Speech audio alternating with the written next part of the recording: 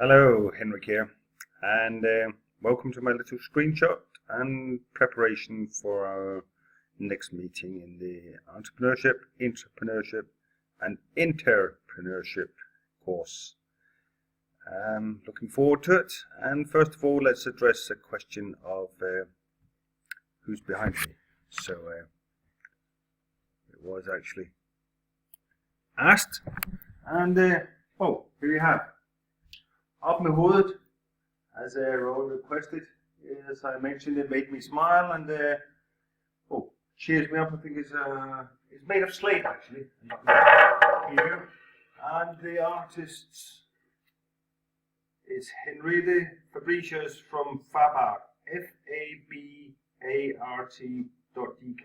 if you want to have a look at it. So Fabart.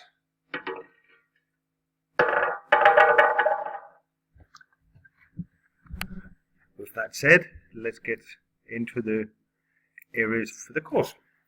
And thank you very much for your nifty notes. I was quite insecure as to whether they were any advantageous for you or for me. They have certainly been for me. So I hope they also prove to be of some value for you, because it gives me your understandings. What is it that you find important? What is it you find new that you suddenly understand? And not least, which elements do you not quite that you need to like to have an extra word? So first of all, I was very pleased and a little surprised that many of you mentioned the U theory as new elements you suddenly understood. Excellent. This is a question of not just downloading and solving existing new situations with the tools that we already knew, because we know they more or less work. That was very pleasing, and it was also very pleasing to read about the understandings of the Innovation Diamond. One actually also commented that the Innovation Diamond depends on the personality typology, the personal typology. That is a very interesting observation, and I'm actually wondering, just consider, for example, the roles in Darcy's Innovation Diamond. We have the 4 roles, so try and figure out which typology would you say is preferable with each of these 4 roles. If it's tricky, you could start by asking yourself which typology is preferable for the role of the gardener. And it also seems quite clear to me that one of the issues that we need to talk about a little more is Pearson's uncertainty map. And as one of you commented, which is a very good comment,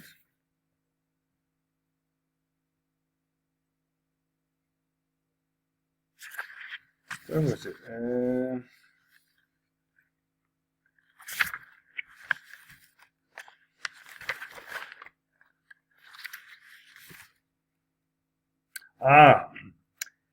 Yeah. What is the benefit or sense of the uncertainty map? That's a very good question. What is a benefit? So these different theories, how can they benefit from us understanding them and in the use? So I'd like to comment on that in a moment's time. And the first thing I would like to jump at is also another comment with Taylorism and positivism. Just shortly, just brief to bring you up to date. Hope it clarifies a little more than it confuses. And let's have a look at the agenda. First issue, check-in. Try it again, see if it has any effect on how things work during the course or during the hours that we're together. And then we'll have questions and answers specifically with respect to the uncertainty map and with the value chain, value shop, and value network. And I want you to apply this value chain, value shop, value network. And the way I want you to apply it is I'll divide you into teams, and then you go over to the other side to Innovatorium and find one. One's enough, but if you want several, please feel free to do. But at least one company from over there, and then have a look and say, when is it they're working with the value chain, when are they working with the value shop, and when they're working with the value network. See the combinations. So you can, now you know the concept in theory, then try and relate it to one of the organizations, the entrepreneurial organizations in the Innovatorium just across the other side. Give you a change of atmosphere also getting over there and browsing around. And if you need another organization to compare it with, take eTipper. eTipper just up the road that makes carpets. You could also, is a very interesting company to look at in value chain, value shop and value network context. After that, I would like us to discuss questions and answers to Chesbrough. I will have a few comments to his article later on, probably not in this screencast, but on a following. And then there'll be JTI briefing, general comments, because some of you need a feedback, so I'd like to address some of the general ideas before moving on, so we can don't have to use time on that when we meet individually. And then the ones that are still need the JTR feedback stay around, and the rest go over and start applying Tidon-Bessons, should be double S, innovation space. We'll just quickly discuss it in class, and then I want you to go over to the Innovatorium again and start applying, perhaps for the same organizations that you did the value chain, value shop and value network. But up here you used as they were currently, and just trying to understand the concept and make them applicable for organizations. Here I want you to develop on the innovation space and just try and come with some suggestions if you were to develop this organization using Tidon-Bessons innovation space. So that will be the two exercises you'll be working with. I'll divide the remaining, the people that need individual feedback, which is Erik, Heini, Martin, Tobias and Raul. You'll be staying divided into two groups, and they'll give you the feedback so you can get over and work with the innovation space. You could also make some preparations and have a look at some of the organizations in the Innovatorium just across the road, and see if there's any interesting companies that you would like to work on when you go for the exercises. Okay, already used 8.5 minutes, and let's move quickly on to the issues that I would like to address. This positivism, the analytical perspective is also called. It's functional rationalism, positivism. So it's very often with a technical or mechanical view. We can calculate the outcome, and this is what Taylor did, Taylorism, Fordism, Henry Ford, when he was calculating how much it would cost to produce his cars and how could he become more effective in the production process. So this is a very rational approach, very technical, very mechanical, where you can calculate, well, if we change this, then the output will be improved by a certain amount. The next is the systems perspective, where you're basically finding principles that can be applied to all types of systems. So we have some different areas, hospital sector, production, canteens, hotels.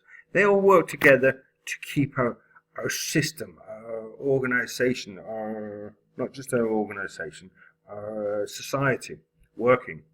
Our society is built like a system where they're all independent of each other. Tax, roadwork, etc., etc. So they're all independent and working with some type of self-regulation. And finally, we have the constructivist perspective, which more or less says the reality lies in the eyes of the beholder. So this perspective then is really needs a relational approach, because if it's in the eyes of the beholder, then we must understand the different people's perspectives and how they see this or that issue. This is very much in the I think this is especially interesting in entrepreneurship as such, because, and we'll be getting onto that in the later stage with Wood and McKinley, where we'll be looking at their constructivism and their approach. This would be on the 21st of December, where we're looking at the development of our entrepreneurial opportunities with the constructivist perspective. The article by Wood and McKinley. You can see it there. So that was 2-3 minutes on these different perspectives of how we can see how we ontology, how we actually think the world is put together. Then we have Pearson's uncertainty map. I'd like to use a few minutes just to try and clarify this. Uncertainty about the process. I gave you the example with the bloke that developed the burglary alarm, where he was just taking the smoke machine from the discotheque and putting up the RPMs, rounds per minute. Essentially, he knew his output, so his uncertainty on the output was very low, i.e. he wanted an effective burglary alarm. He was not quite sure how to make it, but his mind was attentive to finding a solution, so there wasn't all these break-ins at the business that he was taking care of. And suddenly he came about the process, the smoke machine and putting the RPMs. So that's that example. So this was, and first he found it, and it was just a question of development engineering. How do we make a machine that can make 40, 50, 100 times the amount of smoke in a shorter period of time? And so that's development engineering. On this axis, uncertainty about the output, but less certain, low uncertainty about the process. Let's say we have nanotechnology, or we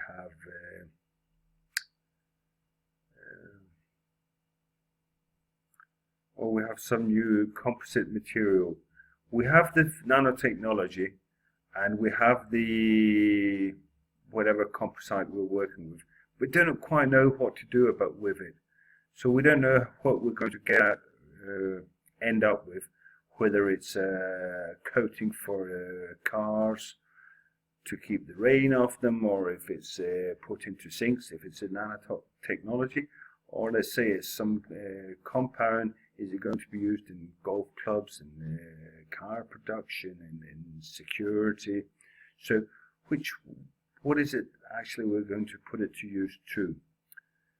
I'm not quite sure if this is more characterized by a technology push. It could be, but you can reflect on that, whether it's a case. So we have about 30 seconds left for this screencast, and this is the final slide. Thierry Breton's understanding of innovation space. It can go from radical to incremental to each of them, and then it could be either product and service here, precision, which people were addressing with it, process, how we get it through the different processes to within the organization and to the company's customers, or the paradigm which mental models were working with.